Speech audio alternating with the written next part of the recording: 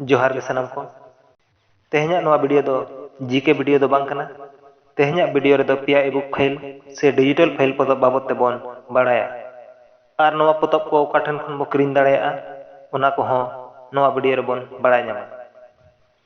अड़ी दिन खना अड़ीगान दर्शक बया को कुली कना जे ओका पोतब खन कुकली को ᱧᱟᱢ कते वीडियो बिन बनावेदा ओना कोना तेलामा कमेंट तला तेलिन लय रुवाड़ कान गया मेनखान नितो ओना पोतब पुथी को दो पुथी दुकान से बाजार कोरे दो बांग ᱧᱟᱢᱚᱜ कना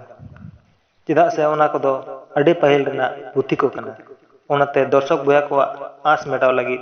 नितो लाहाते पिया डिजिटल फाइल पोतब लिन बनाव का पुइलु दो हुयुग कना भेंता कथा और दोसार दो हुयुग कना बाखेड़ और तेसार दो हुयुग कना कुदुम